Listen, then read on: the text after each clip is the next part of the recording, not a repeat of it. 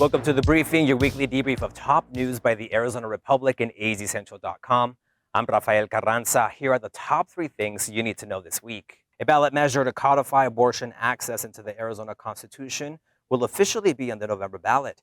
The Arizona Secretary of State verified that it received the necessary signatures. In fact, it's become the measure with the largest number of verified signatures in state history. It will appear on the ballot as Proposition 139, though a challenge in the courts remains. Former Republican Governor Doug Ducey has remained out of the spotlight since leaving office, but this week he offered his endorsement to fellow Republicans on the ballot. That includes Senate candidate Kari Lake, as well as Donald Trump, with whom he's had a frosty relationship since Ducey certified the results of the 2020 election in Arizona. The state's top Democrats are gearing up for the Democratic National Convention in Chicago next week.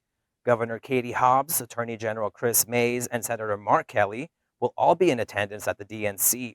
The convention is taking place more than a week after Vice President Kamala Harris's blitz at the battleground states, including a stop in Arizona last week, her first visit to the state as the Democratic nominee for president.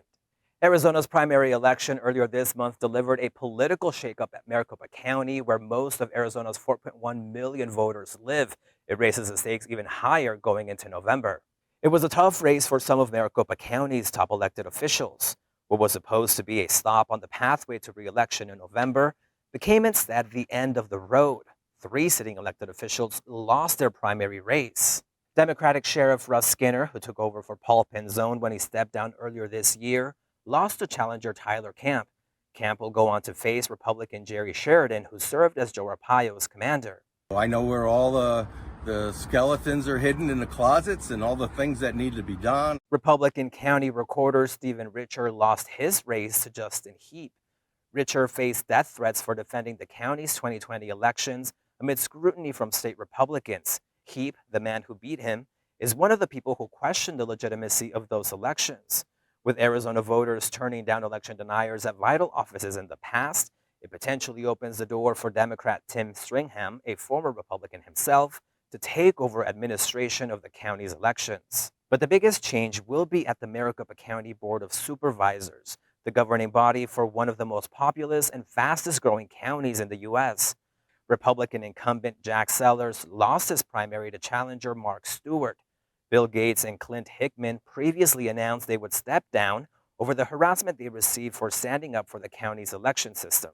I want to be clear that I believe that Joe Biden won the election. This guarantees that 3 of the 5 seats on the board will be occupied by new faces after November. Ultimately, voters will decide who those people will be. As political winds shift throughout Arizona, Democrats see an opportunity to gain a majority on the board for the first time, while Republicans look to hold on a bit longer to what remains a GOP stronghold. To view the certified results of the primary election and to learn more about what will be on the November ballot, check out azcentral.com or follow us on social media.